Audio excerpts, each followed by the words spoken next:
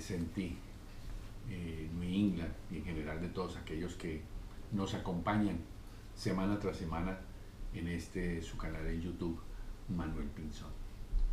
Esto es Teoterapia Salud Total. Y como todas las semanas, pues una oportunidad más para estar juntos, una oportunidad más para reflexionar y compartir y permitir que el Espíritu Santo siga siendo en cada una de sus vidas y en nuestras vidas su obra preciosa. Gracias, como todas las semanas lo agradecemos a todos ustedes por seguirnos en YouTube, Manuel Pinzón, en todo lo que tiene que ver con las redes sociales. Lo agradecemos muchísimo. Y como siempre les pedimos, les agradecemos que por favor lo hagan correr este video, que lo puedan compartir a sus amigos, a sus conocidos, aún a sus desconocidos, a su familia, para que esto pueda ser un grano más de bendición para muchas personas. Así de que, familia, pues esperamos que Dios, con su amor y su gracia, el Santo Espíritu, nos acompañe en este tiempo y sea bendiciendo su vida como siempre lo está haciendo. Bien, hemos venido comenzando a un especial sobre la misericordia de Dios. Y hoy en particular vamos a tocar algo que a veces no lo vemos como parte de la misericordia de Dios, por lo cual nuestra actitud, nuestra tendencia normalmente es de indiferencia o no le damos ese valor que realmente tiene. Por eso hoy vamos a tocar ese punto muy importante dentro de la misericordia de Dios, porque esa actitud y esa expresión de Dios hacia el ser humano, extendiendo su misericordia, lo hace de muchas formas y de varias maneras.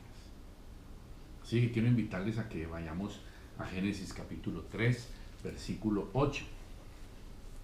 Dice en la primera parte de ese versículo: y oyeron la voz de Jehová Dios que se paseaba en el huerto al aire del día. Hasta ahí vamos a verlo en el punto y coma. La segunda parte del versículo tiene una connotación negativa porque dice que el hombre y la mujer se escondieron de la presencia de Jehová Dios entre los árboles del huerto. Pero yo quiero animarles a que trabajemos la primera parte del versículo, porque ¿qué es lo que comunica esa primera parte del versículo? Ese versículo lo que está planteando es que Dios se paseaba en el huerto.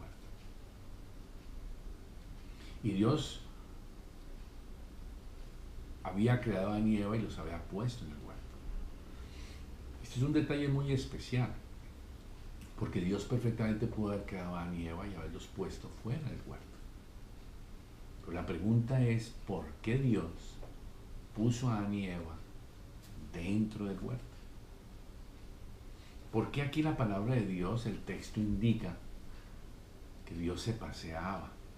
Y sobre todo dice que lo hacía al aire del día.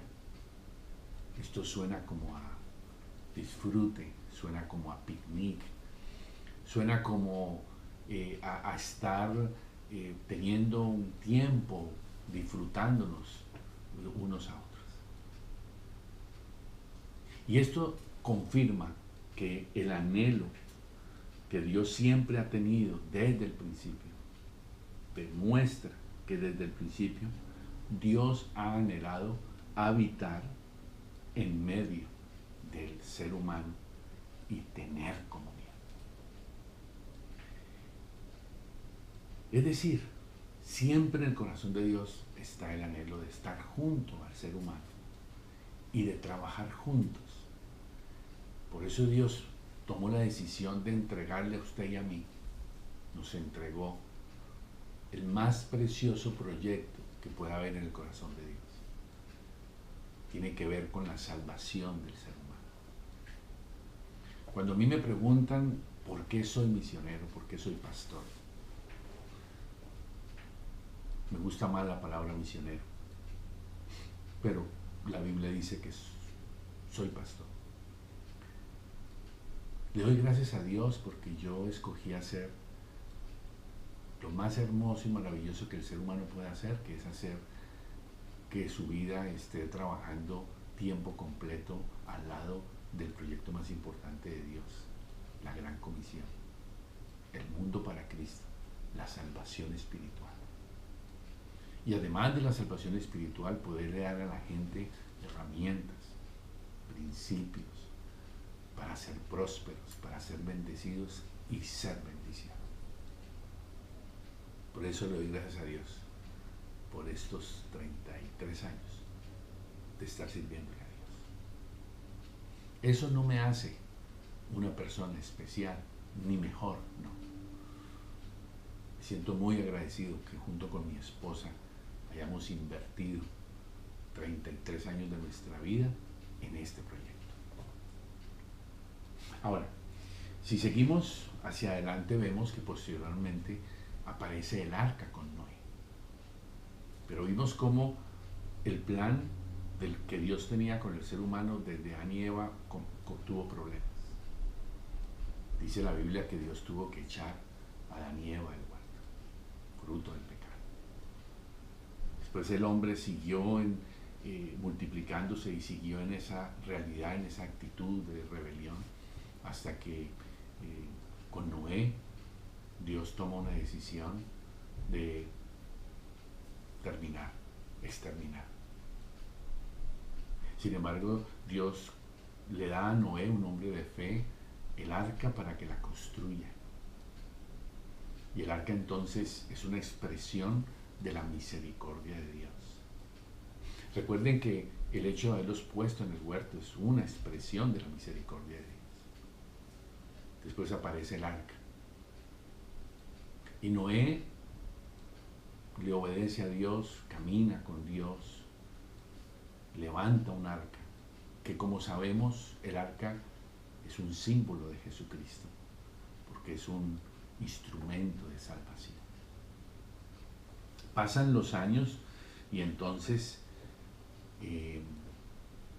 es importante ver cómo Abraham, Isaac, Jacob, los 12 tribus de Israel, ellos son elegidos para formar un pueblo, el pueblo de Israel, y Dios ama a ese pueblo, lo bendice y quiere usarlo para llevar bendición al mundo. Y entonces este transcurso de Abraham en adelante, ellos expresaban a Dios a través de un altar su reacción de gratitud frente a cómo Dios iba mostrándoles su amor y su misericordia. Finalmente Israel no define en su corazón vivir al estilo de Dios y terminan esclavos en Egipto y duran allí más de 430 años. Oprimidos, sin sentido, perdidos, sin libertad, asolados. En un momento dado, Dios extiende su misericordia y levanta a un hombre, Moisés. Y en segundo lugar, Dios, por su propia mano, su mano poderosa y de misericordia, saca a Israel de Egipto. Las 10 plagas y la salida de Egipto son sobrenaturales, absolutamente sobrenaturales. En esas plagas se vio cómo en cada una de ellas la acción de la plaga recaía solamente sobre los egipcios, mas no sobre el pueblo de Israel. Y vimos allí en ese interín aquella preciosa enseñanza de la sangre sobre las casas. Dios extendió su misericordia, porque cuando el ángel de la muerte iba pasando, veía la marca de la sangre del cordero y entonces seguía sin parar. Expresión de la misericordia de Dios. Una tipología del mismo significado de la importancia que usted esté lavado y marcado con la sangre del Cordero, la sangre que Jesús derramó hace 2000 años allá en la cruz del Calvario por usted. Que usted pueda tener la certeza en su corazón de tener esa marca. Esa es una expresión también, obviamente, de la misericordia de Dios. Cuando Israel sale de Egipto, por la mano de Dios, no por la mano de ellos, porque era absolutamente imposible que ellos por sus propias fuerzas pudieran haber logrado salir de las manos del faraón. Dios los establece entonces en el desierto y el plan del Señor son 40 días para llegar a la tierra prometida. Les da leyes, les da principios, les da instrucciones y sobre todo Dios establece una nube y establece una columna. La nube de día como guía, aunque también servía de protección para el calor. Y en la noche, la columna de fuego, protección. Si la nube se movía, ellos debían moverse, guía. Si la nube que permanecía quieta, ellos debían estar allí quietos. Esta es la manifestación de la misericordia de Dios, diciéndole al pueblo de Israel, aquí estoy. Aquí está mi presencia en medio de la nube, en medio del fuego. Otra expresión de la misericordia de Dios fue el maná, que durante 40 años cayó sin cesar. Ellos solo tenían era que recogerlo. Vamos entonces a Éxodo 25, para que veamos una decisión que aparece allí en el versículo 8, Éxodo 25, 8. Dios ha comenzado en el versículo 1, dice, Jehová habló a Moisés diciendo, versículo 1. Ahora vayamos al 8.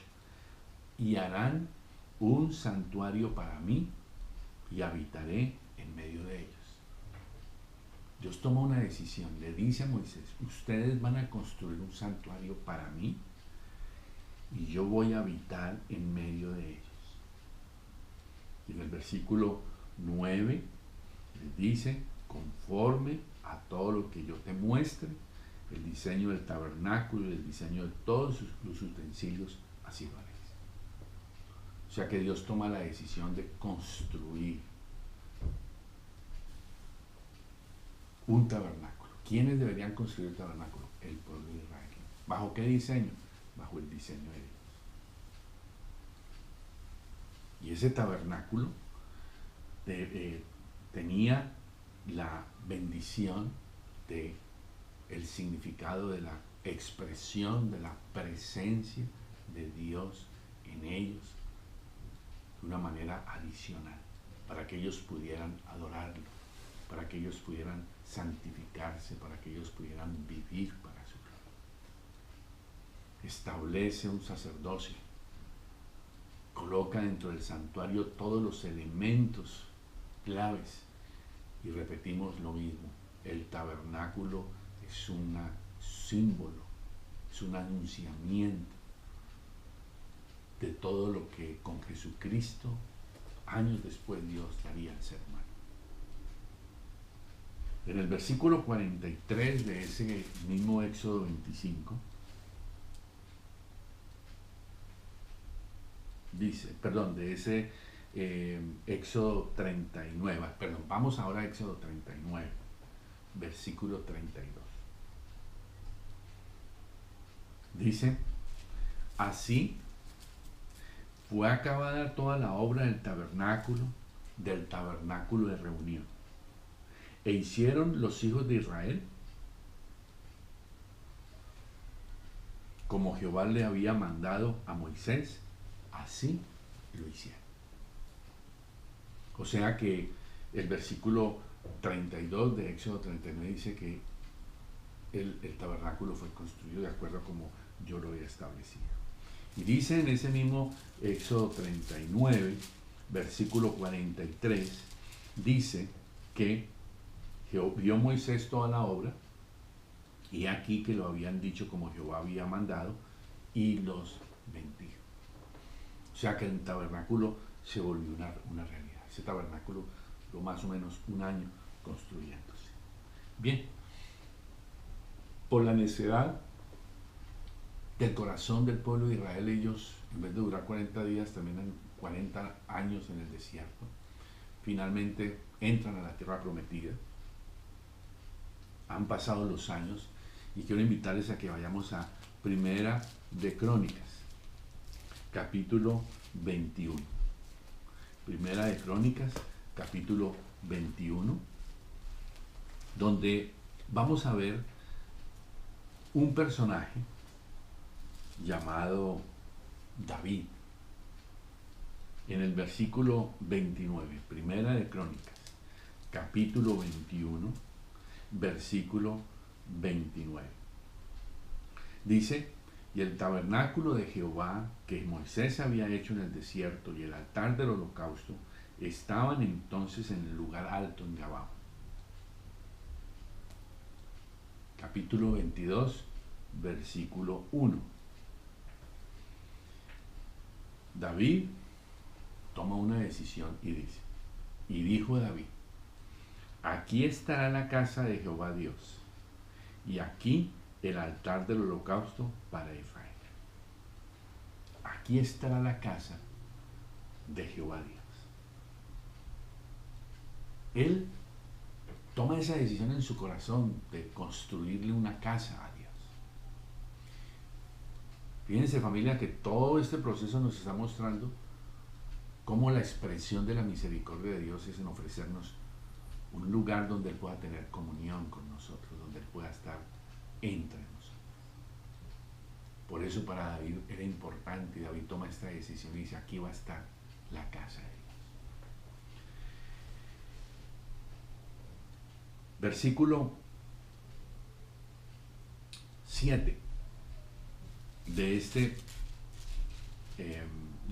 pasaje del capítulo 22 muestra que David le empieza a contar una historia a su hijo Salomón. Y desde el versículo 7 al 10 le cuenta la historia.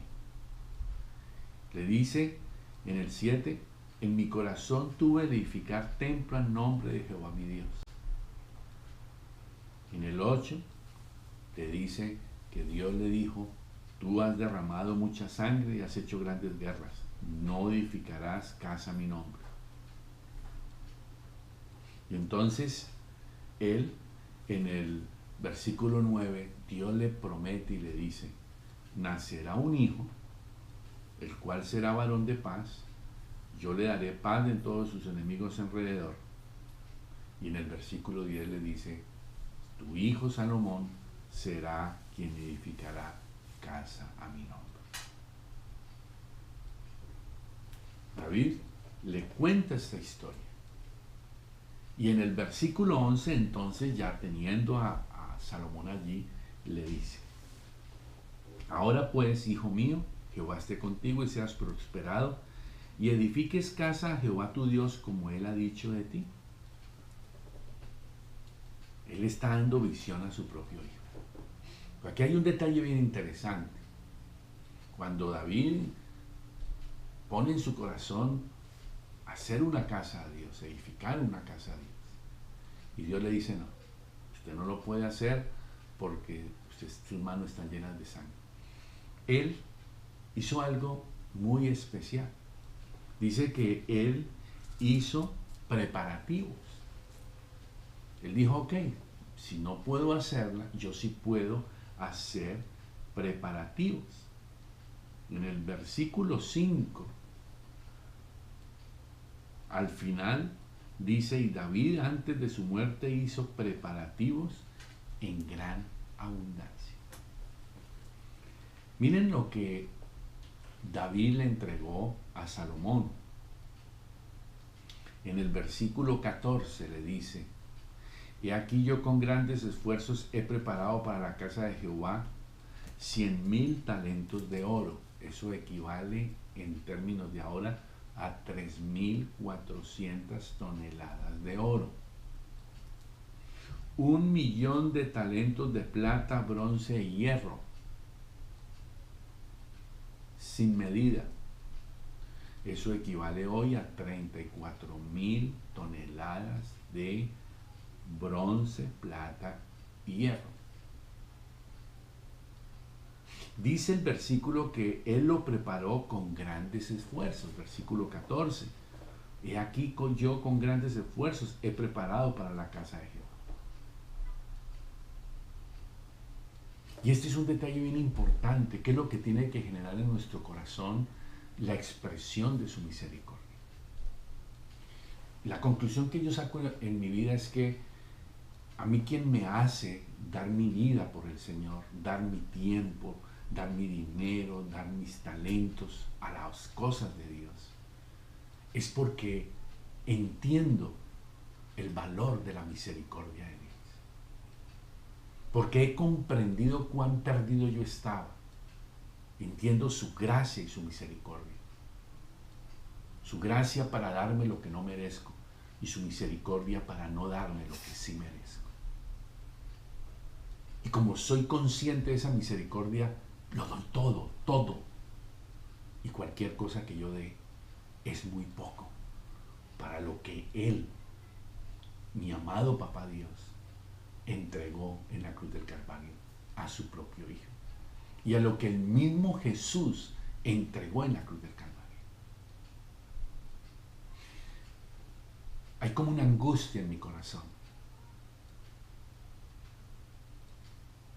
cuando veo personas, veo cristianos que no se la juegan por el Señor, no se la juegan por Él, no se la juegan por el Evangelio, no le tiran cualquier cosa en tiempo a Dios, le tiran cualquier cosa en dinero, le tiran cualquier cosa en talentos, miran las cosas de Dios como una obligación. No. Uno no está en el matrimonio por obligación. Esta es por responsabilidad, que es diferente. El amor traducido en responsabilidad. El amor no es una obligación. No lo es. Y por eso es importante entender el significado del valor de la casa de Dios. ¿Por qué David entregó lo que entregó? ¿Por qué hizo estos preparativos? Él anhelaba hacerlo. Dios no se lo permitió. Pero él hizo preparativos. Porque su corazón había entendido la gracia y la misericordia de Dios. Yo quiero confrontar su corazón en el nombre de Jesús.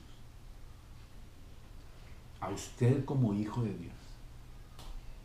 Si usted es una persona por primera vez que está escuchando esto, revíselo en su corazón, está bien. Pero le estoy hablando a aquellos que llevan caminando ya tiempo con el Señor. Si usted tiene problemas en su vida, en su corazón, de darle el mejor tiempo a Dios. Si usted tiene problemas en su corazón con el diezmo, con el dinero. Usted tiene problemas en su corazón con sus talentos para el Señor. Yo le animo en el dulce nombre de Jesús. Revise genuinamente su corazón. Porque es posible que usted no entiende lo que es el amor y la misericordia de Dios. No entiende lo que es su gracia. No entiende lo que pasó en la cruz. Usted se está perdiendo de lo mejor. Usted se está perdiendo la oportunidad de que su corazón siempre esté incendiado. Miren cómo él le dice a su hijo, es un hombre que está convencido, incendiado. Él quería construir y no se lo permite el Señor, pero le dice, yo he dado todo eso. Y le dice en el versículo 14 al final, tú añadirás a todo esto, dice, a lo cual tú añadirás. Y sigue diciéndole, versículo 15, tú tienes contigo muchos obreros, canteros, albañiles, carpinteros y todo hombre experto en toda obra. Le está diciendo, eres tú el responsable y tienes gente a tu alrededor. Dios no se ha equivocado con la gente que te ha dado. Pueden ser pocos, pero es la gente experta. Versículo 16. Levántate y manos a la obra, y Jehová esté contigo.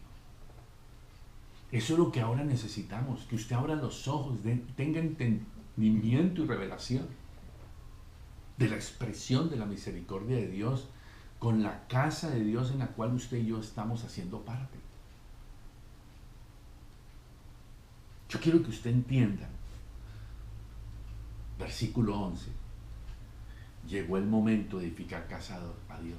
Versículo 12, Dios te dé entendimiento y prudencia, le dice. Versículo 13, serás prosperado, obedece, esfuérzate, ten ánimo. Del versículo 14 al 19 le dice todos los recursos que le había levantado. Ahora,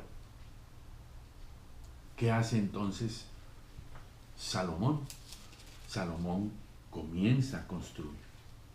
En el Segunda de Crónicas capítulo 3, Segunda de Crónicas capítulo 3 versículo 1, dice, comenzó Salomón a edificar la casa de Jehová en Jerusalén en el monte Moriah. Salomón es obediente, comienza a hacerlo. El versículo 13 y 14 dice, de Segunda de Crónicas, capítulo 5, versículos 13, dice, cuando sonaban pues las trompetas y cantaban todos a una, para alabar y dar gracias a Jehová, y a medida que alzaban la voz con trompetas y címbalos y otros instrumentos de música, y alababan a Jehová, diciendo, porque Él es bueno, porque su misericordia es para siempre. Entonces la casa se llenó de una nube, la casa de Jehová, llena de la nube de la presencia de Dios. Y dice que no podían, versículo 14, los sacerdotes estar allí para ministrar por causa de la nube, porque la gloria de Jehová había llenado la casa de Dios. Eso es lo que Dios quiere. Pero ¿qué hace Israel? Israel se aparta de Dios. El templo es saqueado. El templo es destruido por Nabucodonosor y el imperio babilónico. Años después, Zorobabel, Esdras y Nehemías regresan a hacer la reconstrucción del templo. Regresan a hacer la restauración espiritual. Porque la vida del templo muestra la realidad y la vida espiritual de quienes hacen parte de la obra de Dios. Por eso hay una relación directamente proporcional. Hay indiferencia hacia la obra de Dios, hay indiferencia hacia la casa de Dios, hay indiferencia hacia el lugar donde Dios quiere habitar. Entonces hay indiferencia hacia el amor, hacia el corazón de Dios. Después de que ese templo fuera reconstruido, años después, en el año 70, los romanos destruyen el templo donde estuvo Jesús. Y hasta hoy queda solo el vestigio del muro de los lamentos, que hoy los judíos van allí a orar. Se está esperando la reconstrucción del templo. La reconstrucción de ese templo está en la Biblia, en la profecía. Pero bueno, lo que quiero que sigamos ya para ir aterrizando, entonces es la buena noticia de Primera de Timoteo, capítulo 3, versículo 15. Dice, para que si tardo, le está hablando Pablo a su discípulo Timoteo, sepas cómo debes conducirte en la casa de Dios, que es la iglesia del Dios viviente. Esa es una preciosa noticia, porque lo que la Biblia nos dice es que la casa de Dios es la iglesia. Y la iglesia está compuesta por todos aquellos que, habiendo sido lavados por la sangre de Cristo, hacemos parte, los hijos de Dios, todas las denominaciones o lugares donde es predicado el nombre de Jesús, eso es parte de la iglesia de Jesucristo. Y por supuesto nosotros como familia Senti, pues somos parte de la iglesia de Jesucristo. Pablo está diciendo, debes aprender a conducirte en la casa de Dios, que es la iglesia del Dios viviente, columna y baluarte de la verdad. Por eso yo quiero animarles en este día a que definan en su corazón su actitud frente a la casa de Dios, a esta nuestra iglesia Senti. Estoy hablando a ustedes que son hijos de la familia. Nosotros somos la casa de Dios hoy, para que Dios pueda habitar en medio de la familia, en medio de la sociedad. La iglesia es el arca que Dios ha dispuesto hoy para la salvación del mundo, para que todo aquel que en él se suba al arca por Jesucristo, pueda encontrar respuesta, pueda encontrar sanidad, medicina y salvación. Quiero terminar con esto. ¿Cuál es su actitud frente a la casa de Dios? ¿Usted cree esto? ¿Usted cree que la casa de Dios es el lugar donde usted asiste en el Senti? ¿Esa es parte de la casa de Dios? ¿Es usted una persona indiferente con su tiempo, con sus diezmos y sus talentos?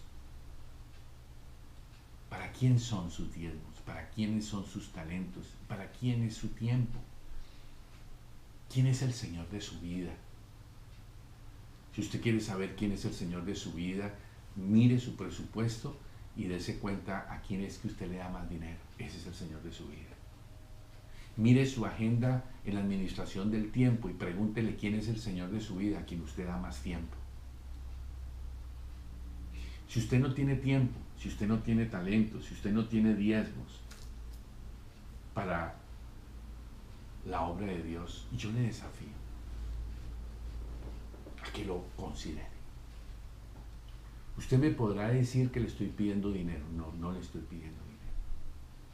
Estoy pidiendo que su vida se consagre a Dios, que es distinto. Dios responderá por su obra como lo ha hecho hasta ahora, 2000 años después. Dios ha respondido por la iglesia y seguirá respondiendo. Por supuesto que sí. Lo hará sin usted y lo hará sin mí. El tema es que usted y yo estamos metidos acá. Y estamos frente al lindo desafío de ser gratos, de reaccionar a la misericordia de Dios, de reaccionar a la gracia de Dios y de tomar decisiones. Te desafío a evangelizar. Te desafío a tener discípulos. Te desafío a diezmar 10% de lo que Dios te dé en dinero.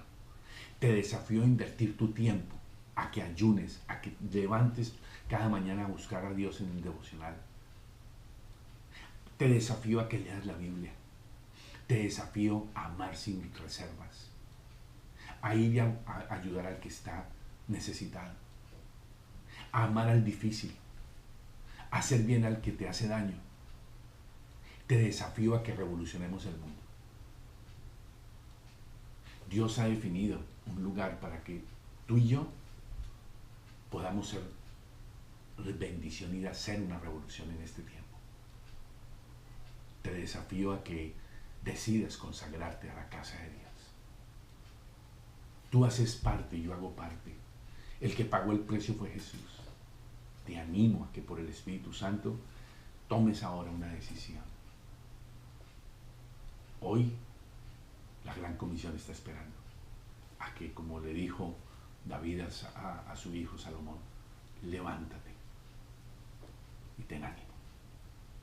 Que el Espíritu Santo encuentre hoy un corazón dispuesto para que tu vida se consagre a Dios y juntos sigamos adelante en este precioso desafío. Que Dios les bendiga rica y abundantemente. Vamos entonces a orar. Que Dios les guarde.